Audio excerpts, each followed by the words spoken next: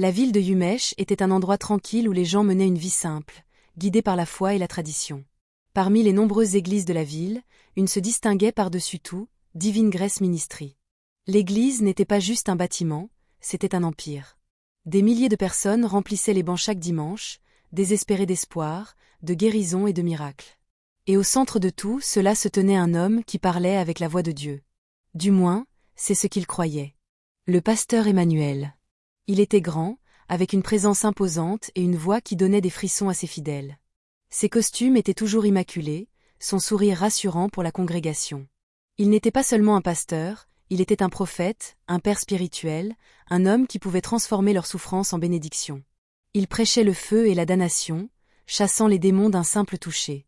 Il prophétisait avec une précision effrayante, racontant aux étrangers leur passé et leur promettant des futurs glorieux. Quand il parlait de malédiction, les gens tremblaient. Quand il parlait de bénédiction, ils vidaient leurs poches à l'autel. Et ils lui faisaient confiance. L'une de ses fidèles dévouées était Manki, une pauvre veuve qui avait perdu son mari dans un accident de voiture. La vie avait été cruelle avec elle. Sa boutique avait brûlé. Ses enfants avaient abandonné l'école. Elle n'avait nulle part où aller, sauf vers le pasteur Emmanuel. Un dimanche, elle s'effondra à genoux devant l'église. « Homme de Dieu, aidez-moi. Il ne me reste rien. » Le pasteur Emmanuel posa sa main sur sa tête. « Fille de Sion, le Seigneur a vu ta souffrance, mais pour que ta percée se produise, tu dois donner ton dernier sou. » Des larmes coulaient sur son visage alors qu'elle fouillait dans son sac à main usé. Il ne lui restait que 500 néras, l'argent qu'elle avait économisé pour acheter de la nourriture pour ses enfants. Mais elle obéit. Elle déposa l'argent dans le panier d'offrande. « Ainsi parle le Seigneur, » tonna le pasteur Emmanuel.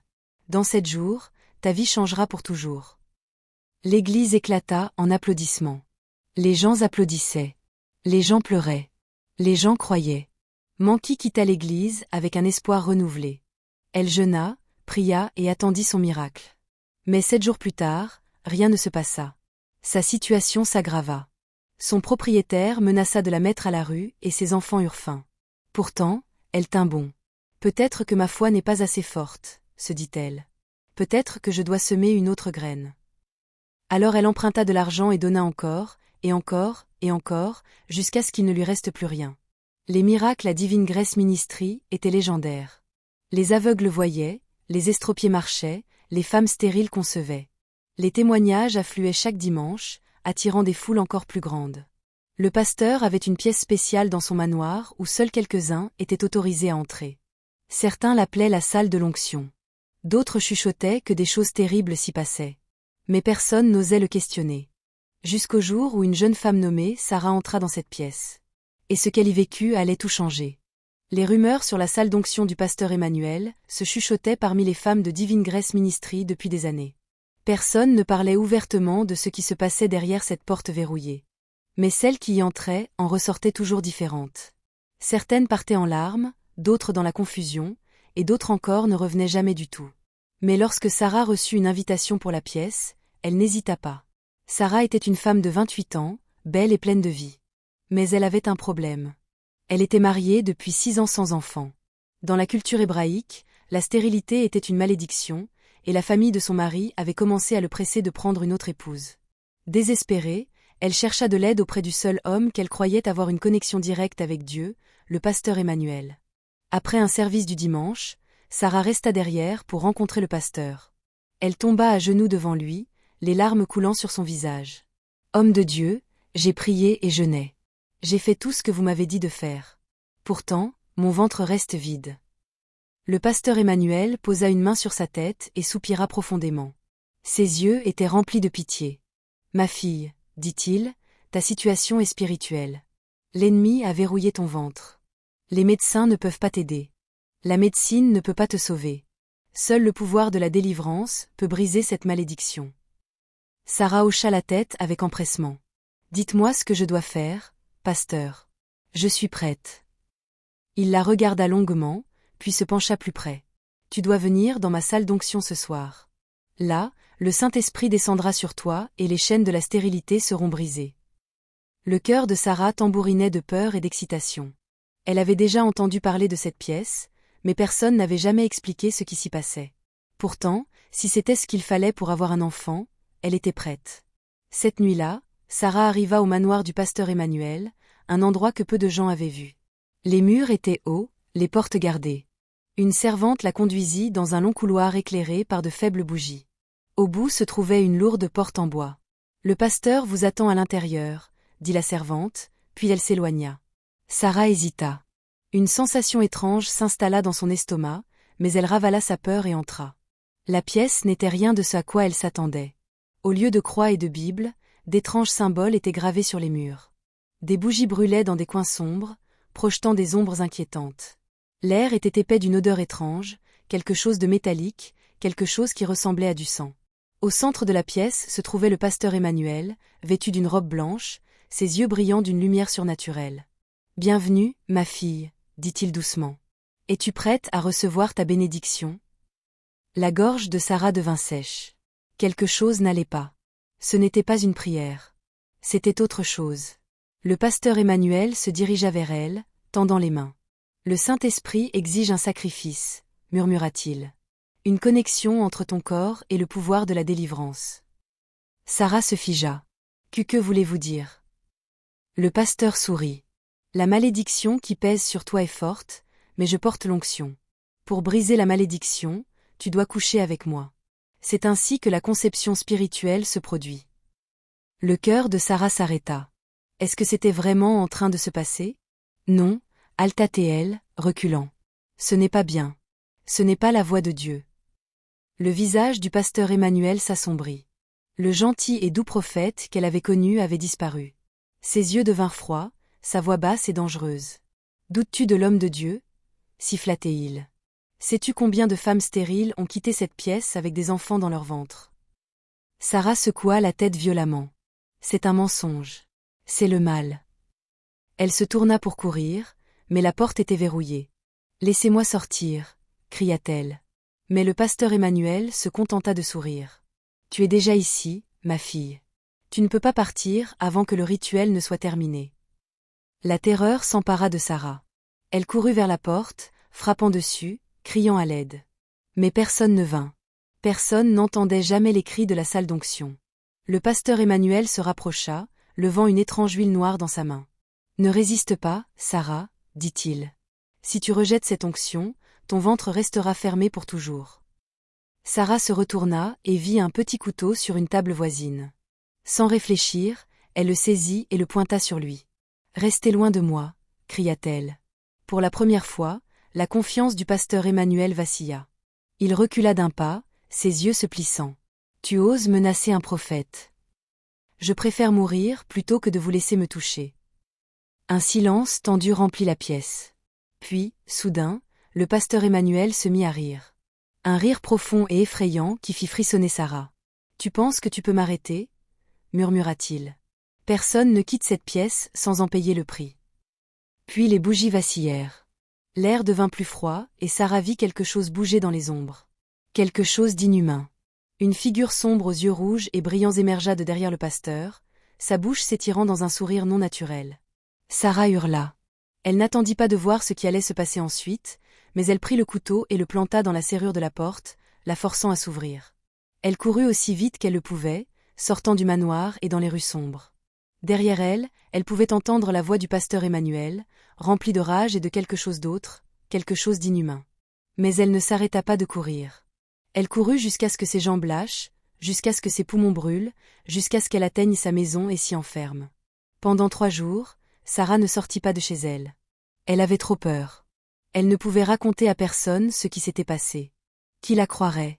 Puis, le 4e jour, une lettre fut glissée sous sa porte. Il n'y avait pas de nom, pas de signature.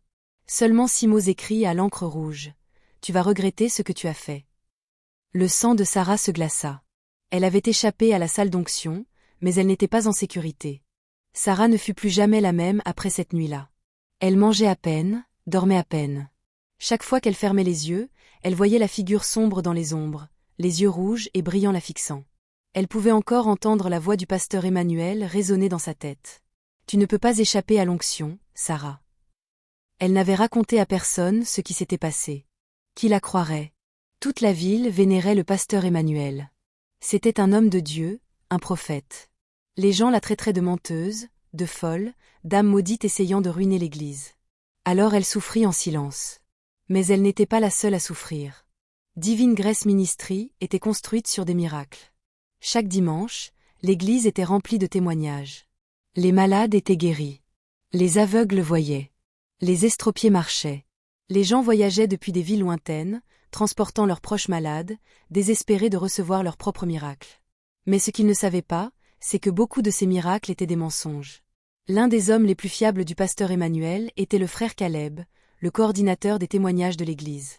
Son travail était simple, trouver des gens prêts à jouer le rôle de faux miraculés en échange d'argent. L'une de ces personnes était Shibuzo, un père de 3 enfants en difficulté. Un soir, le frère Caleb l'approcha avec une offre. « Tu as l'air d'un homme dans le besoin, » dit Caleb.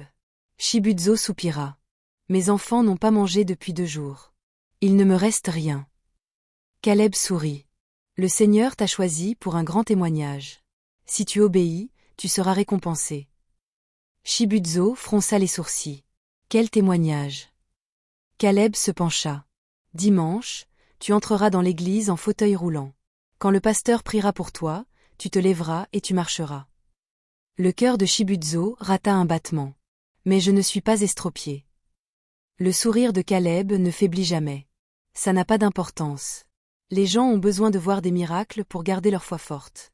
Et toi, tu as besoin d'argent, n'est-ce pas ?» Shibuzo hésita. C'était mal. Mais la faim était pire que la culpabilité. Alors il accepta. Ce dimanche-là, Shibuzo arriva à l'église en fauteuil roulant. Les gens altèrent en le voyant, un homme jeune et fort paralysé par une maladie inconnue. Le chœur chanta. La congrégation pria. Puis le pasteur Emmanuel prit le microphone. « Il y a un homme ici aujourd'hui, » annonça-t-il. « Un homme qui a été lié par le diable pendant 10 ans, mais aujourd'hui, ses chaînes seront brisées. » L'église éclata en clameurs. Le pasteur Emmanuel posa ses mains sur la tête de Shibuzo. « Au nom de Jésus, lève-toi. » Shibuzo hésita une seconde, puis se leva. L'église explosa. Les gens criaient, pleuraient, tombaient au sol en adoration. Jésus est Seigneur. Shibuzo dansa, sauta, courut même autour de l'autel. Il joua son rôle parfaitement. Et après le service, le frère Caleb le paya 50 000 néras, assez pour nourrir sa famille pendant 1 mois. Le prix de la foi. Les miracles continuèrent. Semaine après semaine, de nouveaux témoignages surgissaient. Une femme guérie du VIH. Un aveugle qui pouvait voir. Un enfant mort ramené à la vie. Les gens croyaient, et parce qu'ils croyaient, ils donnaient. Manki, la pauvre veuve, était l'une d'entre elles. Il ne lui restait rien. Mais elle emprunta de l'argent pour semer une graine. Si Dieu peut guérir l'estropié, il peut sûrement me bénir aussi, pensa-t-elle. Elle donna ses 20 000 derniers néras à l'autel. Et puis elle attendit. 1 semaine passa, puis 2, puis 1 mois. Rien ne se passa. Ses dettes augmentèrent. Son propriétaire devint plus en colère. Ses enfants eurent faim.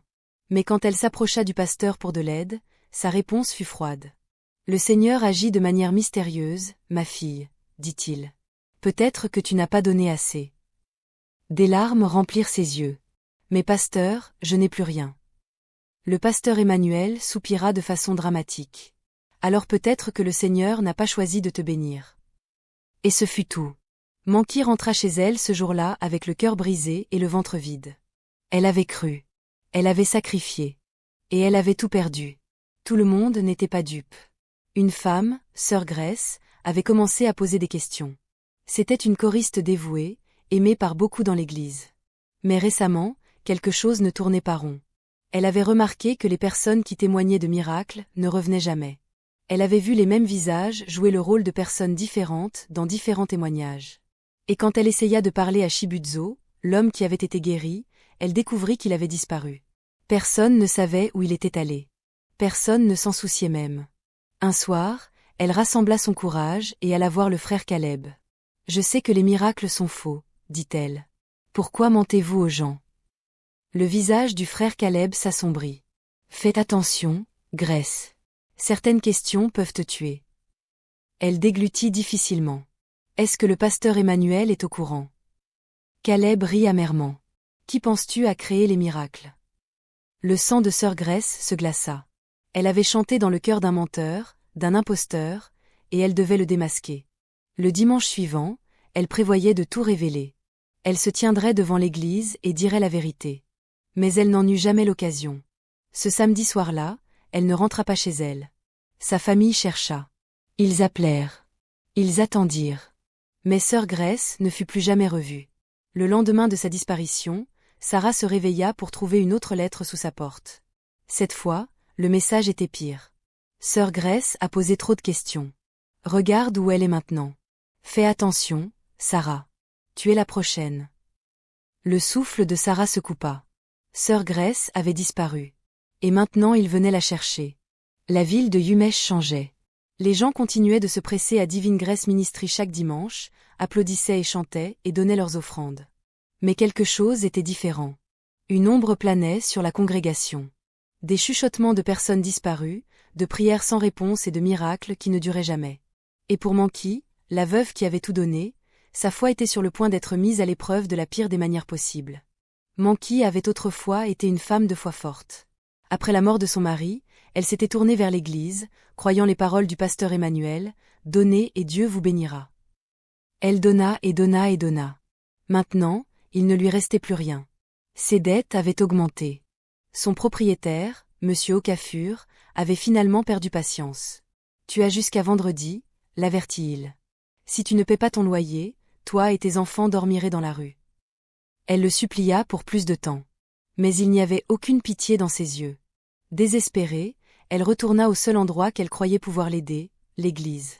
Après le service, elle attendit devant le bureau du pasteur, les mains tremblantes. Quand ce fut enfin son tour, elle tomba à genoux. « Pasteur, s'il vous plaît, j'ai besoin d'aide. » Le pasteur Emmanuel la regarda, peu impressionné. « Qu'est-ce que c'est cette fois ?» demanda-t-il. « Mes enfants et moi allons être expulsés, » sanglota-t-elle. « J'ai tout donné à cette église. S'il vous plaît, homme de Dieu, juste un petit peu d'aide. » Le pasteur soupira, secouant la tête. « Manki, n'as-tu pas appris ? Quand tu donnes, tu ne dois rien attendre en retour. Dieu récompense en son temps. »« Mais j'ai donné tout ce que j'avais, » murmura-t-elle. « Alors donne plus. » Son souffle se coupa. « Je n'ai plus rien. » Le pasteur Emmanuel se pencha plus près. « Il y a toujours quelque chose à donner. » Cette nuit-là, alors qu'elle était allongée dans son lit, affamée et épuisée, ces mots la hantaient. Il y a toujours quelque chose à donner. Des larmes coulaient sur ses joues. Elle avait donné tout son argent, toutes ses possessions, toute sa foi. La seule chose qui lui restait était elle-même. Et ainsi, à minuit, avec des mains tremblantes, elle écrivit une lettre à ses enfants. Puis elle attrapa la petite bouteille de Morora sous son lit et but. Le lendemain matin, ses enfants trouvèrent son corps sans vie sur le sol. À côté d'elle, une note, « À mes chers enfants, je suis désolée. J'ai tout donné à l'église, mais Dieu ne m'a pas béni. Je ne peux plus vous regarder souffrir. Je vous aime. Pardonnez-moi. » La nouvelle de sa mort se répandit rapidement. L'église ne dit rien. Le pasteur Emmanuel ne mentionna pas son nom le dimanche. Il n'y eut pas de service funéraire, pas de prière pour son âme. Sa mort fut traitée comme un inconvénient. Mais pour Sarah, c'était un message. Personne n'était en sécurité. Sarah avait essayé de rester silencieuse. Mais maintenant, elle en avait assez vu. Elle avait échappé à la salle d'onction. Elle avait reçu des menaces après la disparition de sœur Grace. Et maintenant, Manki était morte.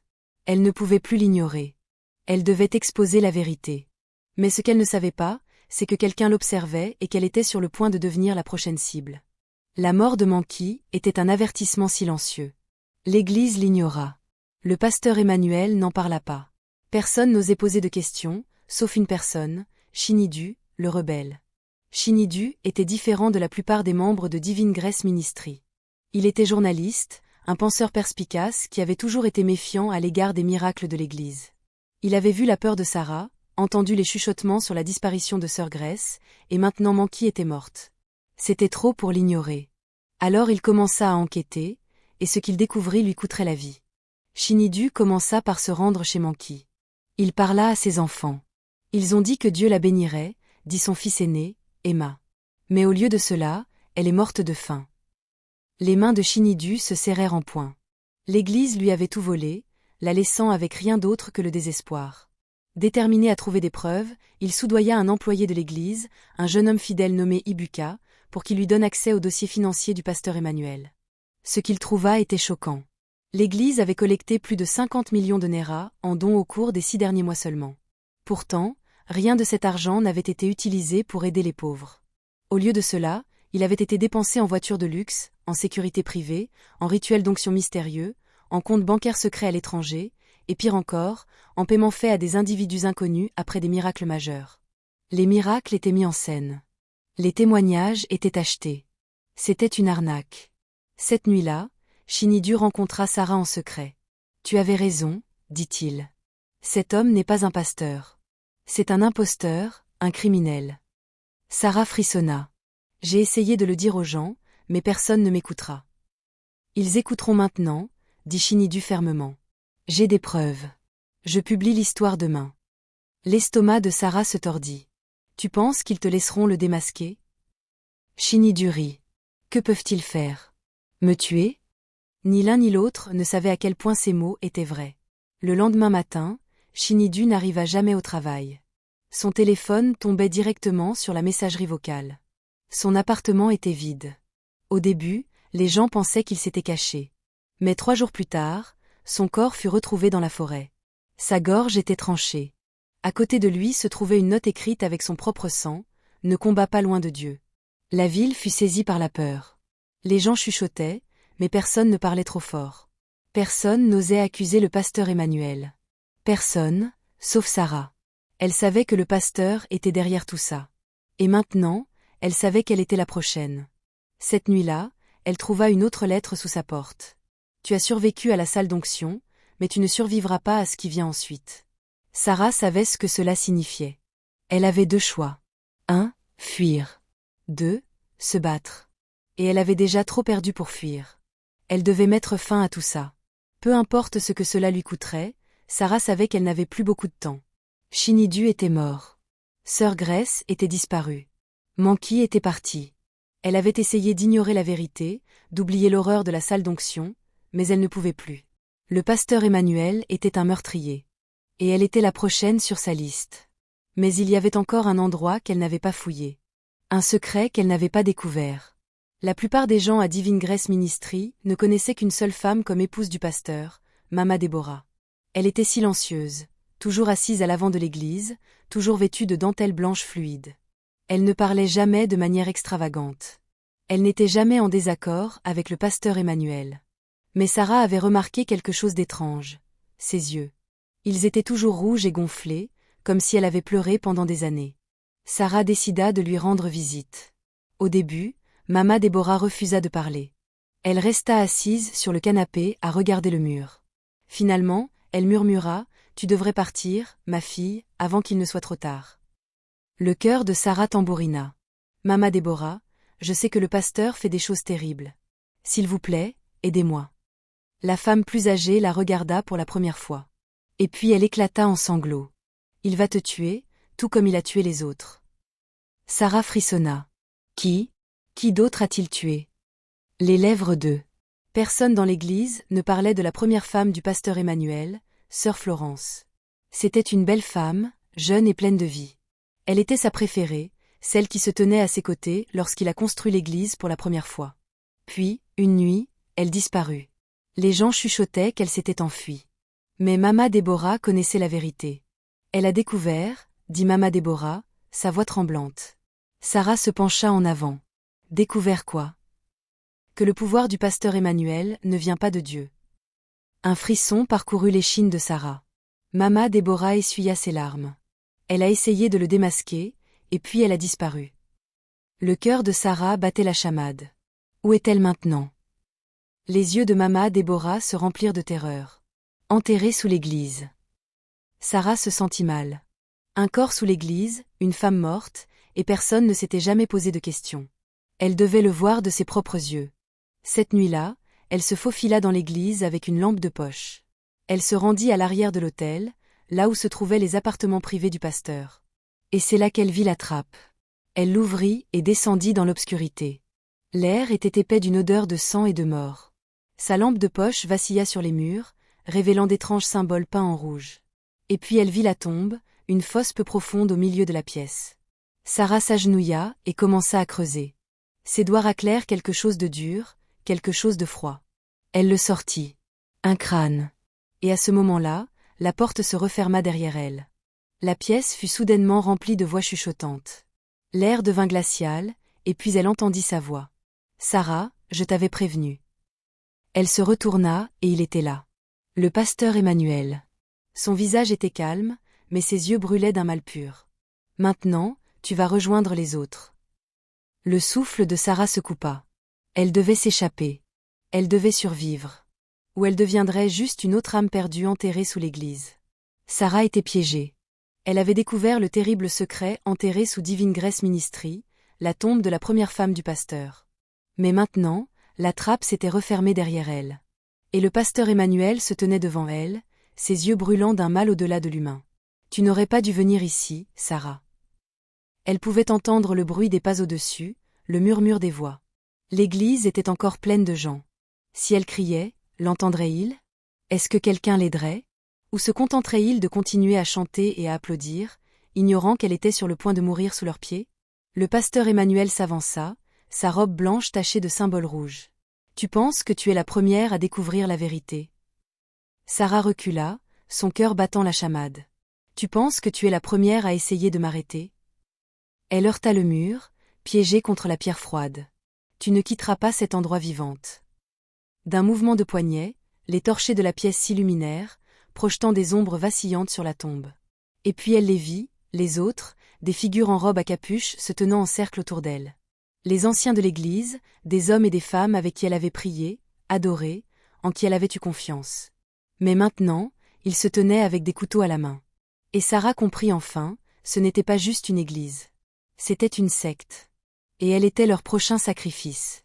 Le pasteur Emmanuel sortit un poignard doré, sa lame brillant dans la lumière tamisée. « Nous ne tuons pas pour le plaisir, Sarah. » Sa voix était calme, presque douce. « Nous tuons pour le pouvoir. » Le souffle de Sarah venait par courtes inspirations. « Tu es un monstre. » Il sourit. « Non, je suis un élu. » Et puis il frappa.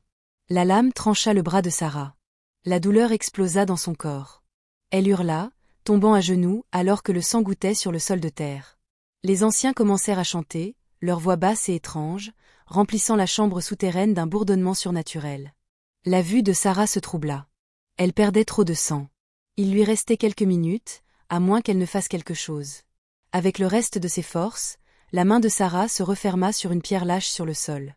Et avant que le pasteur Emmanuel ne puisse frapper à nouveau, elle la lança. Crac! La pierre s'écrasa sur sa tête. Le pasteur trébucha, du sang coulant de son front. Sarah n'attendit pas. Elle attrapa son poignard et courut. Les anciens se jetèrent sur elle, mais elle trancha sauvagement, les forçant à reculer. Elle courut vers les torchers en bois sur le mur, les renversant. Des flammes jaillirent dans toute la chambre rituelle, léchant les murs, se répandant comme un jugement venu du ciel. Les anciens crièrent alors que le feu engloutissait la pièce, et Sarah courut pour sauver sa vie. Elle s'en sortit de justesse. Le feu se propagea vers le haut, dévorant les poutres en bois sous l'église. Sarah sortit en courant par les portes arrière, toussant et haletant pour respirer. La congrégation à l'intérieur chantait toujours, inconsciente de l'enfer qui brûlait sous eux. Et puis le sol se fendit. Des cris éclatèrent alors que l'église commençait à s'effondrer, des flammes jaillissant à travers les fissures comme si les portes de l'enfer s'étaient ouvertes. Sarah trébucha dans la rue, regardant Divine Grace Ministry s'effondrer en cendres. Les gens couraient, pleurant, hurlant, confus. Et le pasteur Emmanuel était introuvable. Pendant des jours, ils fouillèrent les ruines. Ils trouvèrent des corps brûlés au-delà de toute reconnaissance. Ils trouvèrent les tombes des femmes du pasteur. Ils trouvèrent des preuves des miracles mis en scène, de l'argent volé, de la tromperie. Mais ils ne trouvèrent jamais le pasteur Emmanuel. Certains dirent qu'il était mort brûlé. D'autres dirent qu'il s'était échappé. Mais Sarah connaissait la vérité. Elle pouvait encore le sentir l'observer et elle savait qu'un jour il reviendrait. La ville pensait que c'était fini. L'église avait brûlé jusqu'au sol. Les corps enterrés avaient été déterrés. La vérité sur le mal du pasteur Emmanuel avait été exposée. 2 semaines après l'incendie, des choses étranges commencèrent à se produire. La nuit, des gens affirmaient entendre des chuchotements près des ruines de Divine Grace Ministry. Pas le vent, pas des histoires de fantômes, de vrais chuchotements humains. Le sang doit couler. Le sacrifice n'est pas terminé. Il revient. Sarah ignora les rumeurs, jusqu'à ce que cela lui arrive aussi. Cela commença par ses rêves. Chaque nuit, elle se revoyait dans la chambre souterraine, fixant l'autel en feu. Elle entendait des pas derrière elle.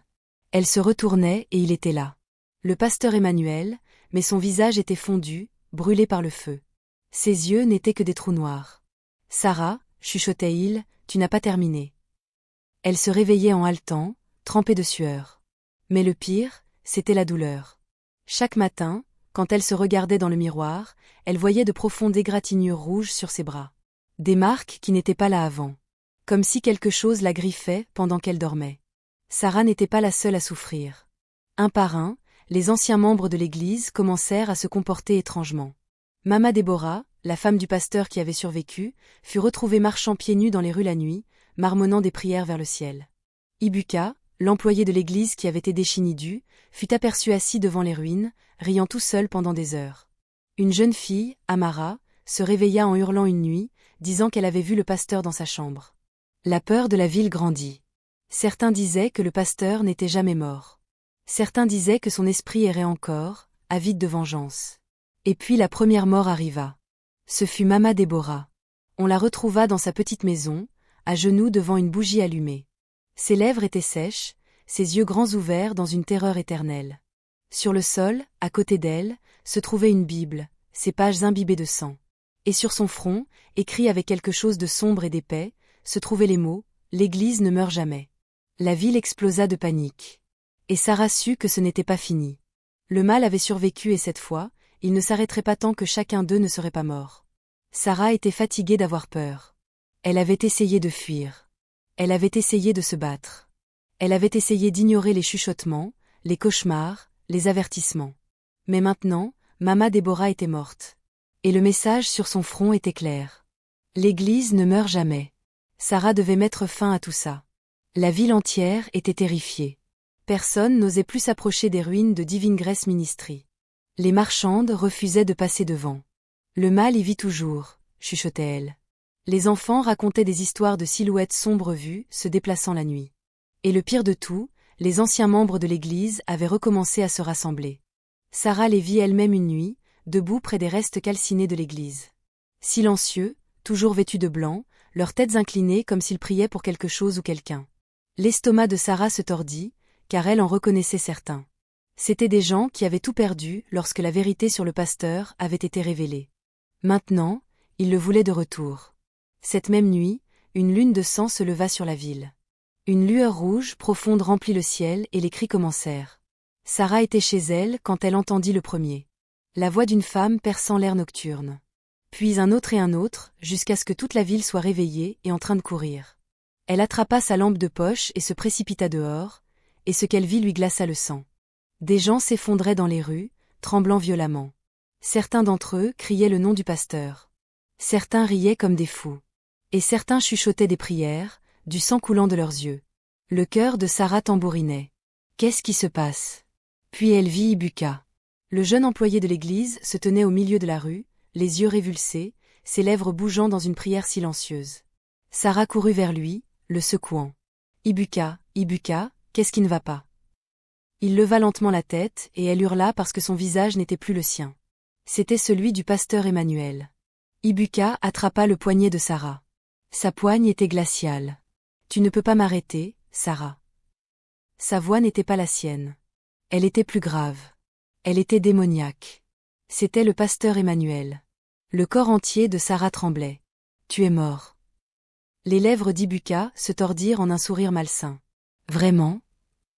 Sarah libéra sa main d'un coup, trébuchant en arrière. Les gens autour d'elle pleuraient, hurlaient, s'évanouissaient. Et puis au loin, elle les vit, les fidèles en blanc, et ils marchaient vers elle. Le sacrifice doit être achevé. Sarah courut. Elle ne savait pas où elle allait, mais elle courut. Elle pouvait entendre leurs pas derrière elle. Entendre leur voix qui scandait, le sang doit couler. Le sacrifice n'est pas terminé. Amenez-la à l'autel. Le souffle de Sarah venait par halètements rauques. Il venait la chercher. Et elle savait que s'il l'attrapait, elle ne verrait pas le matin. Sarah courut aussi vite que ses jambes le lui permettaient. Derrière elle, les fidèles de Divine Grace Ministry la poursuivaient comme des chasseurs, traquant leur proie. Ils scandaient, leurs voix se mélangeant en un hymne cauchemardesque qui résonnait dans toute la ville. Le sang doit couler. Le sacrifice n'est pas terminé. Amenez-la à l'autel. Les poumons de Sarah brûlaient. Ses jambes étaient douloureuses, mais elle ne pouvait pas s'arrêter car si elle le faisait, elle savait qu'il la traînerait jusqu'aux ruines, et elle n'en sortirait jamais vivante. D'une manière ou d'une autre, elle se retrouva à courir vers les ruines de l'église. Le squelette calciné de Divine Grace Ministry se dressait au clair de lune, sa coquille se tenant comme un cimetière hanté, un lieu où la foi avait été tordue en mal. Sarah s'arrêta, la poitrine soulevée, son esprit en ébullition. Pourquoi était-elle ici? Pourquoi courait-elle droit dans leur piège? Et puis elle le vit. Une silhouette se tenait au centre des ruines. Grande, vêtue de blanc. Son visage était caché par les ombres. Mais Sarah savait qui c'était. Le pasteur Emmanuel. Sarah, sa voix était douce, grave, presque aimante. Tu ne peux pas échapper à ton destin. Elle serra les poings. Tu es mort. Il s'avança, ses traits devenant plus clairs sous la lune rouge sang. Et le cœur de Sarah s'arrêta presque car son visage était brûlé au-delà de toute reconnaissance. Sa peau fondue et calcinée. Ses yeux étaient des orbites noires et creuses. Tu as pris mon église, chuchota Théil. Mais tu ne peux pas prendre mon pouvoir. Sarah sentit quelque chose de froid se mouvoir dans ses veines. Une présence sombre enveloppait l'air. Le sol sous ses pieds trembla, et soudain, des mains jaillirent de la terre. Un par un, des corps se frayèrent un chemin hors de la terre. Les victimes du pasteur, Sœur Grace, Chinidu, Manki. Leurs visages étaient tordus d'agonie, leurs yeux sans vie, mais ils bougeaient. Sarah hurla alors qu'ils rampaient vers elle. Et derrière eux, les fidèles du pasteur en blanc se tenaient, regardant, attendant. Ils voulaient qu'elle rejoigne les morts. Ils voulaient qu'elle achève le rituel. L'esprit de Sarah s'emballa. Elle devait l'arrêter. Elle devait mettre fin à ce mal pour toujours. Elle regarda autour d'elle. Que pouvait-elle faire? Et puis elle se souvint du feu. La seule chose qui avait jamais vraiment fait souffrir le pasteur Emmanuel. Elle attrapa le collier en croix autour de son cou, celui en quoi elle avait cessé de croire. Elle le serra fermement, murmura une prière, et puis elle courut droit sur lui. Les lèvres brûlées du pasteur se tordirent en un sourire. C'est fini, enfant. Sarah se lança en avant et claqua la croix contre son front. La réaction fut instantanée. Non, hurla-t-il alors que la croix brûlait sa peau, de la fumée s'élevant de sa chair. Le sol trembla violemment, des fissures se propageant sous leurs pieds. Sarah trébucha en arrière alors que les morts s'effondraient, leur corps se transformant en cendres. Les fidèles hurlaient, leurs yeux devenant blancs comme si leurs âmes étaient arrachées. Et le pasteur Emmanuel, il tomba à genoux, son corps brûlant de l'intérieur. Ses derniers mots furent un chuchotement de rage. Ce n'est pas la fin. Et puis il disparut. Les ruines de Divine Grace Ministry s'effondrèrent. La ville sortit de sa transe. Les chuchotements hantaient cessèrent. Et pour la première fois depuis longtemps, Sarah se sentit libre. Elle quitta la ville cette même nuit, sans jamais se retourner. Mais au fond d'elle, elle savait qu'un mal comme celui du pasteur Emmanuel ne meurt jamais vraiment. Il attend. Il regarde. Et un jour, il reviendra. S'il vous plaît, mon frère, ma sœur, si vous avez regardé cette histoire jusqu'à la fin, je vous en supplie avec des larmes dans le cœur. Ne laissez pas mes efforts se perdre. Abonnez-vous, s'il vous plaît, je vous en supplie. Aimez cette vidéo, laissez un commentaire, même si ce n'est qu'un mot. Cela me donne la force de continuer. Et s'il vous plaît, partagez-la avec quelqu'un. Aidez-moi à diffuser cette histoire. J'ai parlé avec mon cœur. Que Dieu vous bénisse alors que vous me soutenez. Merci. Merci. Je ne prendrai pas votre soutien pour acquis.